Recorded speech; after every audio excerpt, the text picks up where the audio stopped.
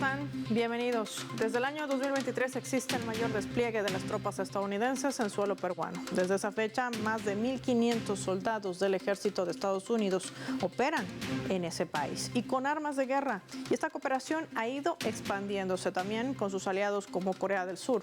Nos preguntamos cuál es el objetivo real de Estados Unidos y por qué hace estos movimientos geopolíticos. Analicemos hoy los escenarios. Inicia el mapa. Bienvenidos.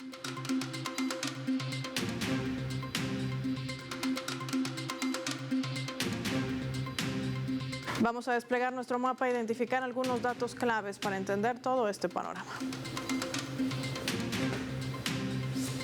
Perú, entre Estados Unidos y Corea del Sur. Desplegamos nuestro mapa, identificamos a esta nación con los colores de sus banderas, Estados Unidos y el Perú, unidos por supuesto por esas líneas amarillas que de alguna manera nos hacen entrever las alianzas muy marcadas que tienen durante estos casi 200 años que se van a conmemorar ya el año 2026. Desde que juramentó Dina Boluarte como presidenta designada de ese país el año 2022, la Casa Blanca ha estado más participativa en ese territorio.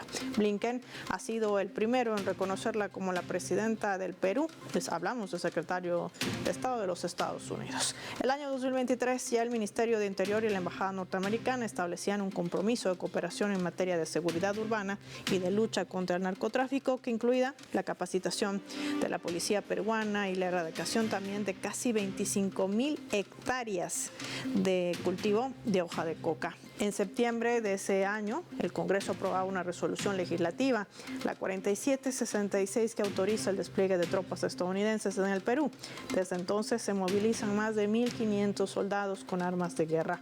Todo ese acuerdo vigente hasta diciembre de este año. Las fuerzas aéreas en el Perú, con sus pares de Estados Unidos, establecen también una cooperación con el argumento de la lucha contra el narcotráfico y se le ha otorgado el control del espacio aéreo peruano a las fuerzas del país del norte. Este año, miembros de las Fuerzas Espaciales de Estados Unidos visitaron el Perú por la creación de un puerto espacial dentro de la base aérea del Pato. ¿Qué implica todo esto? También lo vamos a reseñar en nuestro mapa. Ahí lo vemos, no solamente Estados Unidos, sino también un aliado de Estados Unidos, como es Corea del Sur, decide entablar y elevar las relaciones de defensa con esta nación suramericana. El presidente Yoon Suk Yeol, acompañado de la mandataria Dina Boluarte, destacaba que Perú ahora es su principal socio en América Latina y en la industria de defensa. Ambos países sostuvieron una reunión, han decidido fortalecer no solamente el alcance bilateral, sino también firmar acuerdos para el desarrollo de submarinos, fabricación de partes para el KF-21 y el FA-50. Hablamos de jet de combate, aviones de entrenamiento, ensamblaje de blindados, orugas y todo esto además durante la visita que desarrollaba este mandatario a esta nación suramericana. Distintas áreas de cooperación como lo hace Estados Unidos, con la inversión de millones de dólares que confluyen además en un país que actualmente atraviesa una crisis social, económica y también política. ¿Qué hay detrás de todo esto? Hoy lo analizamos con nuestros invitados.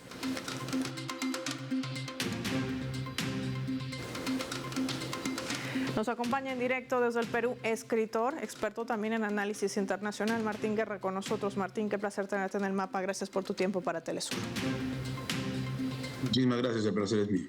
Martín, es interesante ver cómo estos acuerdos se confluyen, si es cierto, en una relación bilateral desde hace 200 años, pero que tienen mayor intensidad y ponen el foco sobre todo en el área de defensa. Se está adquiriendo equipamiento militar, hay presencia de militares estadounidenses en suelo peruano. La gran pregunta es, ¿esto afecta o no a la soberanía del país?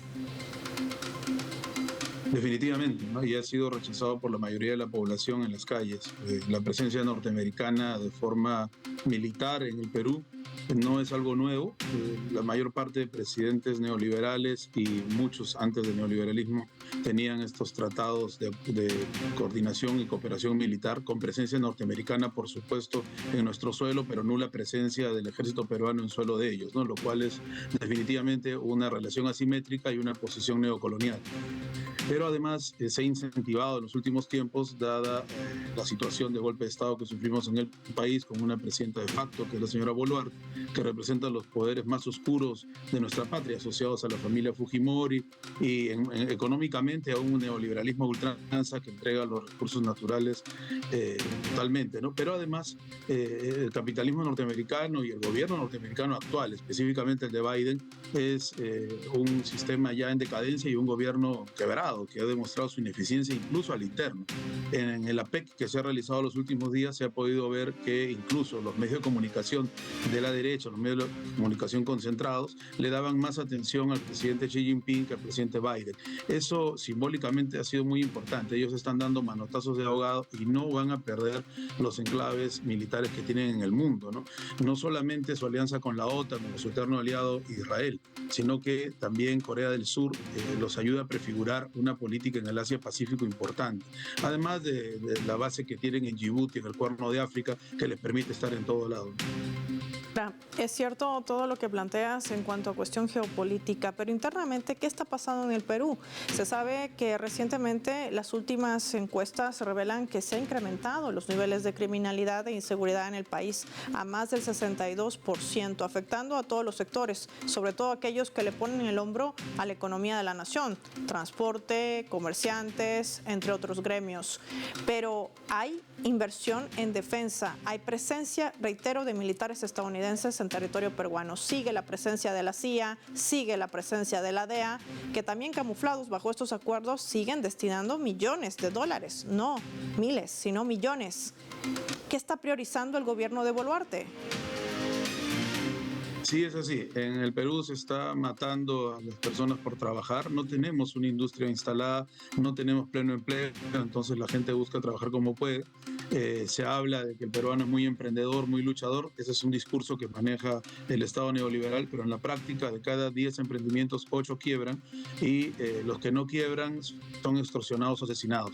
Y eso no es una exageración, las cifras las acabas de mencionar tú, son terribles y el gobierno convive con esto. No es que el gobierno no sepa cómo actuar frente a la criminalidad, el gobierno promueve la criminalidad. ¿Por qué? Ha sacado entre varias leyes una que libera a los delincuentes de prisión, es decir, el Congreso ha aprobado una ley que complica tanto el procesamiento de los delincuentes y de las mafias que es imposible judicializarlos o meterlos presos. Pero además ha empoderado, vamos a usar esta palabra que tanto les gusta, a los militares y los policías para que ellos no sean juzgados en el fuero civil de cometer en sus actos represivos alguna masacre, matanzas o asesinatos, ¿no? Eso es increíble y para juzgar a los delincuentes de cuello blanco también ha puesto trabas. Entonces todos estos procesos significan que el gobierno y la élite de las fuerzas represivas están asociadas con las mafias. Los mismos policías honestos cuentan esto en sus manifestaciones, que a veces les es imposible a ellos poder causar una detención o un proceso porque es muy difícil de poder saltar estas barreras que le colocan los corruptos asociados. Es un gobierno corrupto y es un gobierno que al mismo tiempo hace planes de inversión en defensa porque de esta manera convive con una serie de tráficos ilícitos y con penetración norteamericana principalmente, que está pugnando aquí la presencia de la economía china y de otras economías.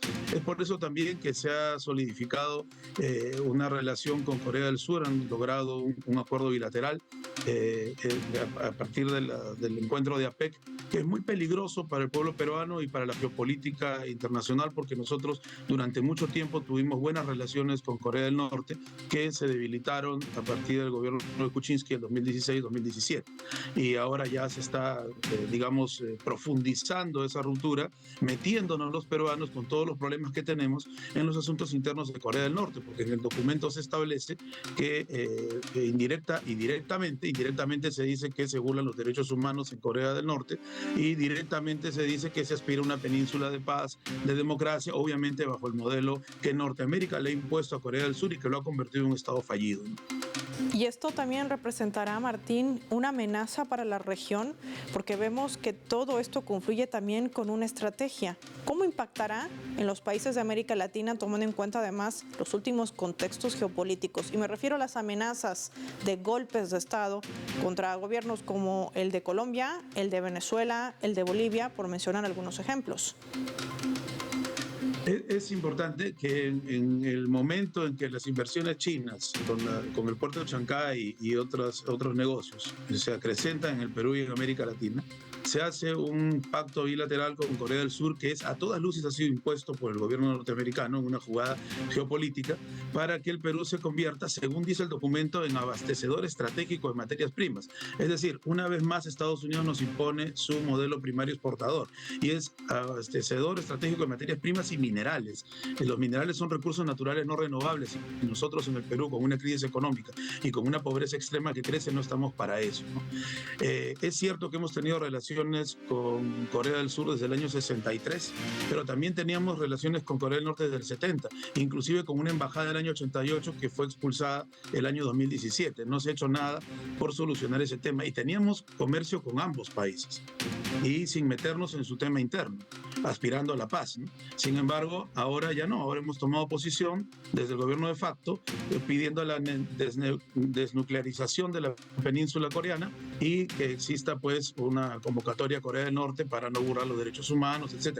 El discurso norteamericano de siempre. Ese tema sí es bien preocupante porque geopolíticamente nos coloca a nosotros, que no tenemos ninguna capacidad militar y de ningún punto de vista relaciones económicas verdaderamente productivas, ¿no? Que impliquen en la industria, que generen empleo, en una situación de debilidad, sumándonos a una enemistad que no teníamos por qué tomar partido, cuando ha sido por el contrario, una amistad de décadas con Corea del Norte, ¿no? Hay un tratado que se firmó TLC en 2011 con Corea del Sur y después la Asociación Estratégica Integrada del 2002, pero ahora con esto se profundiza nuestra entrega de materias primas. Yo creo que el presidente Yoon Suk-yeol lo que ha venido a hacer es enviado por el imperialismo norteamericano a poner en tela de juicio o en jaque, digamos, o en competencia la inversión china en el país. Y al mismo tiempo, recordemos que nuestras relaciones se rompieron con Corea del Norte, pero Corea del Norte mantenía una oficina en la embajada china para cualquier cosa que los peruanos pudiéramos dialogar con ellos, lo que nos dejaba una pequeña ventana de diálogo con Corea del Norte. Eso definitivamente, siendo Corea del Sur una cabecera de playa del imperialismo, que ahora está penetrando en la política peruana directa con un acuerdo bilateral, nos coloca a nosotros en una situación de indefensa, no tenemos nada que hacer en ese asunto y eso por supuesto a muchos sectores del pueblo organizado les ha ocasionado una gran molestia. Y esos son los escenarios que maneja Estados Unidos ante la pérdida de su hegemonía, invirtiendo millones de dólares en medio de una economía golpeada a naciones como el Perú. Lo hace también con la Argentina y lo está haciendo con el Ecuador. ¿Qué confluye? ¿Cuál es el común denominador de sus países y sobre todo la estrategia que implementará el país del norte? Lo vamos a ver al regreso de la pausa. Gracias, Martín, por tu tiempo y tu análisis para el mapa, y lo hacemos revisando nuestra escala.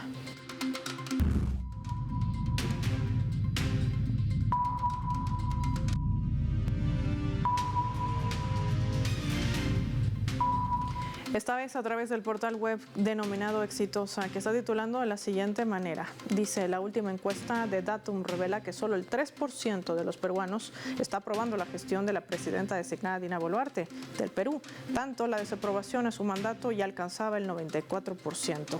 Según precisa esta encuestadora, la gestión de la mandataria se reduce en 2 puntos en comparación del mes anterior. Hablamos de ese 5%. Además, es la peor calificación que ha recibido la jefa de Estado en lo que va de este 2024. Estas cifras de Datum revelan que la aprobación ha empezado a ir en picada desde octubre del año pasado, y es así como en tan solo un año Boluarte pasó del 11% de aprobación, nos referimos a noviembre del 2023, a tan solo el 3%.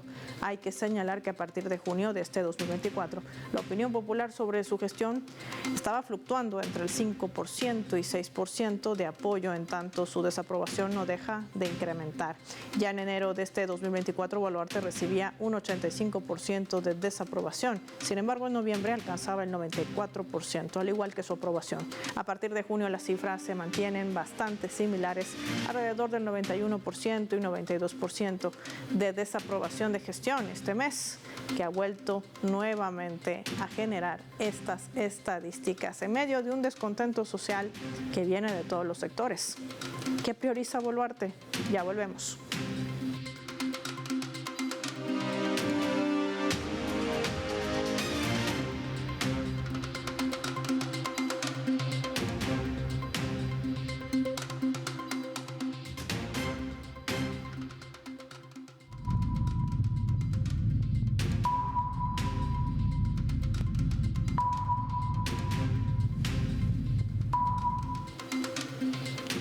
Vamos a sumar otro elemento también para el análisis a través de la fotografía. En el marco del Foro de Cooperación Económica se Pacífico, la PEC, que se celebró en Lima, la capital peruana, el gobierno de Estados Unidos aprobó un paquete de ayuda a Perú. Sí, es un nuevo paquete, esta vez de $65.000 millones que incluye 9 helicópteros Black Hawk, cooperación de intercepción aérea contra el narcotráfico, colaboración en investigación espacial científica, de más de $500 millones en inversión privada para ampliar los puertos del sur del Perú, desde donde se exporta cobre, productos agrícolas. También la USAID está muy presente. Va a distribuir más de $5 millones en recursos privados para ampliar el acceso a Internet de más de 100 comunidades rurales en el Amazonas.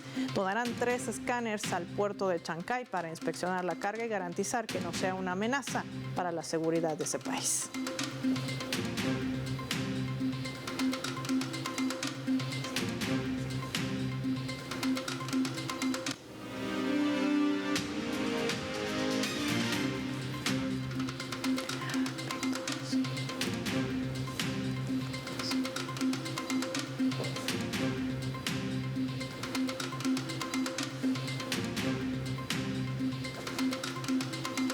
Vamos a analizar este escenario. Nos acompaña desde el Perú, es abogado Raúl Noblecilla con nosotros. Qué placer tenerlo con Telesur y con el mapa. No, muchas gracias a ustedes. Siempre lo sigo y es importante debatir los acontecimientos día a día. Me gustaría conocer su impresión porque vemos cuantiosas sumas de dinero de inversión en defensa. ¿Qué es lo que está tramando Estados Unidos? ¿Qué hay detrás de tanta cooperación hacia el Perú? Bueno, Estados Unidos está debilitado. El gobierno de Biden le está entregando grandes problemas a la nueva administración de Trump. Las guerras de Ucrania, la masacre que hace Israel contra Palestina y otros escenarios más geopolíticos obedecen a un debilitamiento de los Estados Unidos y a un intento de posicionarse a como dé lugar en lo que es siempre su patio trasero. En esta oportunidad, el Perú representa para ellos, no de ahora, sino desde muchísimo tiempo, desde que se implantó el neoliberalismo con la dictadura de Fujimori, representa pues un país aliado en esta parte del mundo. Más hoy, cuando tenemos a los BRICS, tenemos a la potencia de China inaugurando el puerto de Chancay, que permitirá un comercio directo con el Asia, y se excluirá los puertos de Los Ángeles, donde siempre se había hecho aduana para nuestros comercios con esa parte del mundo. Todo esto representa, un repotenciamiento o un intento de los Estados Unidos, pero que no ha podido con la guerra de Ucrania, no ha podido debilitar ni siquiera la posición que hay que saludar de Rusia, de un internacionalismo y de un apoyo de los viejos amigos de los estados, como fue en la época de la Unión Soviética. Estamos ante un escenario importante para el mundo, para América Latina, y lógicamente es un escenario en donde implica lo que es la unidad de nuestros pueblos en torno a aquellas potencias y aquellos grupos que pueden ser realmente una contraparte a lo que todavía el imperialismo intenta. Ahora, hay mucho interés por saber por qué deciden armar al Perú, una nación que si bien tiene complicaciones con la inseguridad y la criminalidad, la delincuencia, no necesita de tanto equipamiento de guerra, porque eso es lo que cargan consigo los militares estadounidenses. ¿Qué amenaza real, que le preguntaba a nuestro primer invitado y no nos pudo responder, existe para los países de nuestra región, de América Latina? La amenaza no es para el Perú ni para los pueblos hermanos de América Latina. La amenaza es para el imperialismo norteamericano. Y esto no es más que un intento desesperado de no seguir perdiendo posición. ¿Ante qué? Ante un BRICS que prácticamente lo ha sobrepasado. Y ante una próxima administración del señor Trump que se ve muy difícil de la forma como su supuesto adversario Biden, digamos, le va a entregar ese país. Estados Unidos no solamente lo ha hecho hoy, lo ha hecho siempre. Es importante su presencia militar en esta parte del mundo y no tiene escrúpulos, ¿verdad? Puede utilizar cualquier situación. Situaciones como esa vendida idea de que el narcotráfico se va a combatir militarizando y poniendo bases norteamericanas en nuestro país. Sabemos que no solo es absurdo, sino es totalmente mentiroso. Pero ese es el pretexto que utiliza Estados Unidos. Sigue utilizando el mismo pretexto de siempre, pero su intención no es acabar con el narcotráfico. Su intención es tener siempre una justificación para perpetuar no solamente sus tropas militares, sino su perversa ideología en esta parte del mundo. Creo que ahí sí, entonces hay una alerta para nuestra región de América Latina y el Caribe. Quiero proponerle revisar nuestra leyenda para profundizar también la estrategia que emprenderá o no Estados Unidos. Veamos.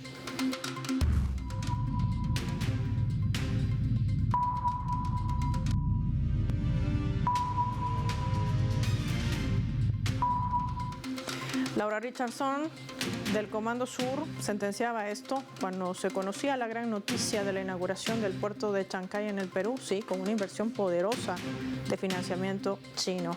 El puerto de Chancay podría utilizarse, dice ella, como una instalación de doble uso. Es un puerto de aguas profundas. Es una estrategia que hemos visto en otros lugares, no solo en América Latina.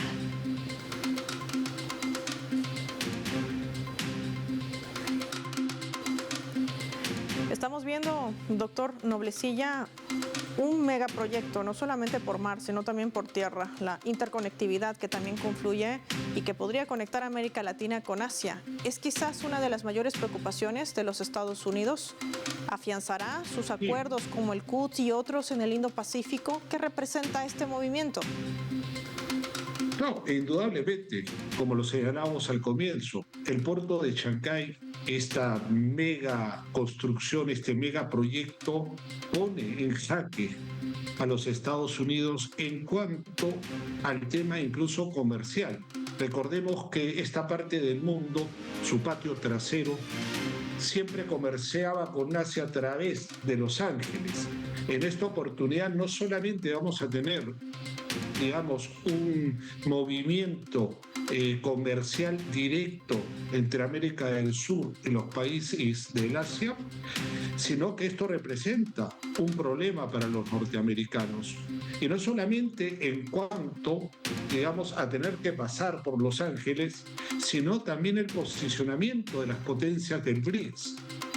Recordemos que la próxima presidencia va a recaer en el compañero Lula.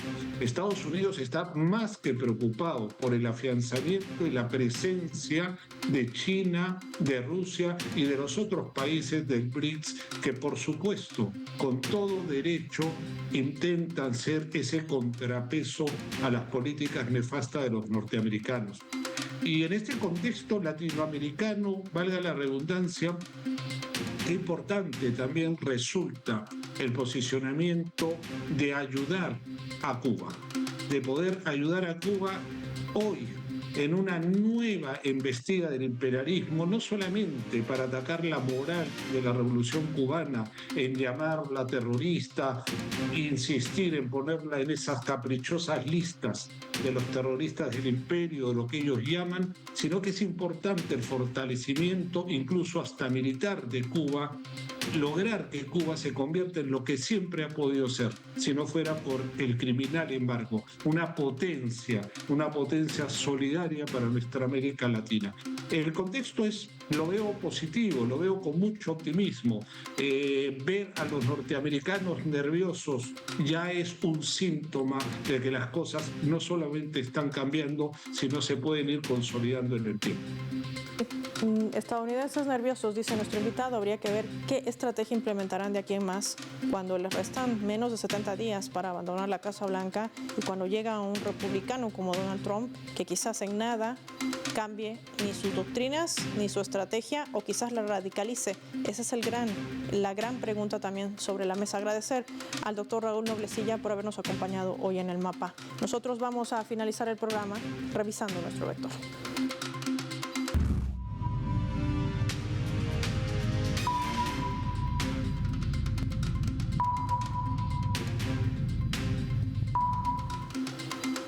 Nuestro radar en el mapa hoy nos refleja 3 claves sobre este tema. 1. Acuerdos. El 2026 Perú cumplirá 200 años de las relaciones diplomáticas con Estados Unidos, que marcarán 2 siglos de fuertes lazos con la presencia de la CIA, la SAUD y la DEA, invirtiendo millones de dólares camufladas de acuerdos de cooperación, con fuerte presencia del Comando Sur, inclusive que abarca estrategias de ciberseguridad, por mencionar un solo ejemplo. Sabemos que la USAID ha invertido más de 1.800 millones de dólares para promover el desarrollo económico, social y político, y recientemente aprueba un paquete de ayuda en defensa de 65.000 millones de dólares para el Perú. 2. Descontento. Los movimientos políticos y económicos que hace Boluarte sigue generando descontento. La mandataria goza apenas de un 3% de respaldo gubernamental, en medio de protestas y paros por los altos índices de inseguridad y criminalidad que ya han rebasado el 62%. Perú se arma, viola su soberanía al permitir la presencia de tropas militares norteamericanas y no logra resolver la crisis política, social y económica que atraviesa. Nos preguntamos, ¿qué realmente prioriza el gobierno de Boluarte? 3. Indo-Pacífico. El objetivo central de los Estados Unidos es China. Ha vuelto a dar un paso adelante, sin embargo, el gigante asiático deshegemón ha construido un puerto en Chancay, una iniciativa que se va a convertir en la puerta de entrada entre Asia y América Latina, además de ser una importante fuente de ingresos y empleos para el Perú. Chancay, situado a tan solo 65 kilómetros al norte de la capital, es considerado el primer puerto ecológico inteligente de Sudamérica, que se espera que reduzca los tiempos de envío entre países de 35 a 25 días. Por eso la Casa Blanca hace movimientos desesperados en estos menos de 70 días que le queda a la administración de Joe Biden. Soy Paola Pérez y nos vemos en otra edición del Mapa.